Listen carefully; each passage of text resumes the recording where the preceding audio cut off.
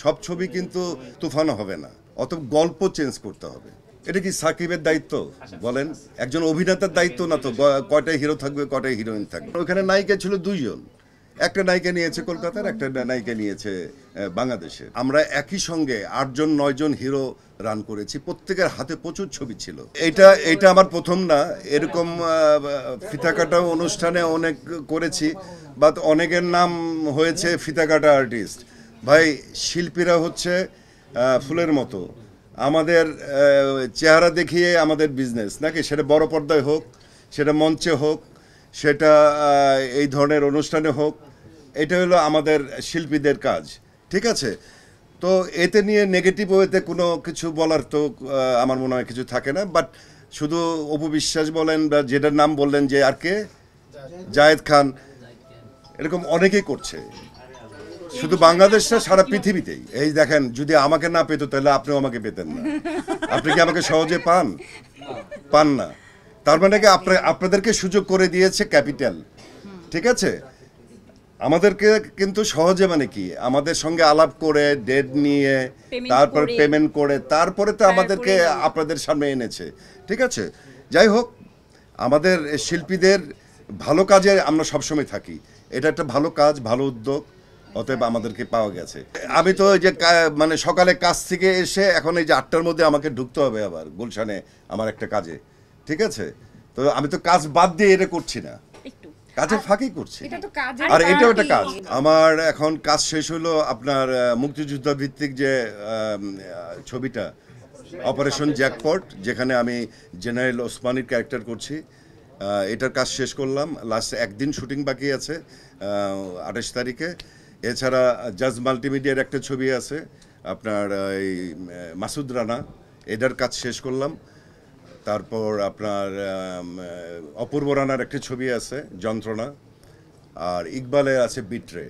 এটা আমি বলতে পারি না, এটা আসলে প্রডিউসার ডিরেক্টর পরে, এইরকম ধামাকা ছবি নির্ভর করে আসলে প্রডিউসার ডিরেক্টরদের উপর। তবে আমার জানা মতো এখন নাই।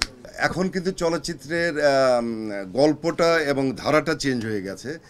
যেমন আমাদের সময় আমরা একই সঙ্গে 8-9 হিরো রান করেছি, প্রত্যেকের হাতে প্রচুর ছবি ছিল।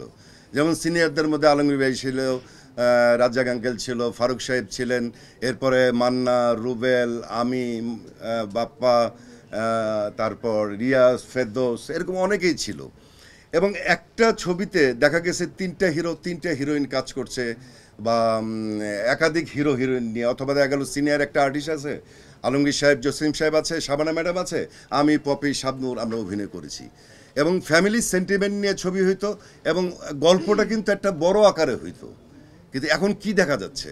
এখন দেখা যায় যে একটা হিরো একটা হিরোইনই বেশি প্রেফার করে অনেকেই। অনেক হিরো হিরোইনের নাম শুনেছি, না ভাই 2টা হিরো থাকলে করব না, 2টা হিরোইন থাকলে করব না। তাতে কি হয়েছে, গল্পগুলো কিন্তু একই রকম হয়ে গেছে, চেঞ্জ হয় না কোনো। দেখা গেল যে ওই একটু রোমান্টিক ওয়েতে হয়েছে, বা একটা নর্মাল সিঙ্গেল অ্যাকশন ছবি হয়েছে। তা আসলে কম্পিটিশনও দরকার আছে। যখন নাকি আমি আর মান্না একটা ছবি করতাম একসঙ্গে, তখন আমাদের মধ্যে কম্পিটিশন থাকতো, কে কার চাইতে ভালো অভিনয় করতে পারে। এখন এই জিনিসগুলো দরকার, গল্পগুলো চেঞ্জ করতে হবে, কারণ এই সব ছবি কিন্তু হবে না, তুফানও হবে না, সব ছবি কিন্তু এইরকম হিট করবে না, অত গল্প চেঞ্জ করতে হবে। এটা কি সাকিবের দায়িত্ব বলেন? একজন অভিনেতার দায়িত্ব না তো কয়টা হিরো থাকবে, কয়টা হিরোইন থাকবে। এটা নির্ভর করে প্রযোজক এবং পরিচালকের উপরে, কি উনি কি ছবি বানাবে তার উপর নির্ভর করবে। একমাত্র ওয়ালটন এসি দিচ্ছে 1 বছরের রিপ্লেসমেন্ট গ্যারান্টি এবং কম্প্রেসারের 10 বছরের গ্যারান্টি। যেহেতু ছবিটা ইন্ডিয়াতে চলবে, বাংলাদেশে চলবে, সারা পৃথিবীর অনেক দেশে চলবে, কো প্রোডাকশন টাইপের ছবি এটা, নাকি কো প্রোডাকশনই সম্ভবত, যে কারণে 2 দেশের থেকে ভাগ করে শিল্পী নেওয়া হয়েছে, যে ইন্ডিয়া বাংলাদেশে চলবে, ইন্ডিয়ার নায়িকা আছে। কারণ অতীতেও আমরা এরকম ছবি করেছি, মনে করেন যে আপনার শিকারি, তারপর নবাব, রক্ত, এইসব ছবিতে হিরো বাংলাদেশের, হিরোইন কলকাতার, ভিলেন এক ভিলেন, হ্যাঁ এক ভিলেন বাংলাদেশের, এক। তা এটা হয়ে থাকে, কারণ ওখানে নায়িকা ছিল 2জন, একটা নায়িকা নিয়েছে কলকাতার, একটা নায়িকা নিয়েছে বাংলাদেশের। এটা নিয়ে আলোচনা হওয়ার কিছু নেই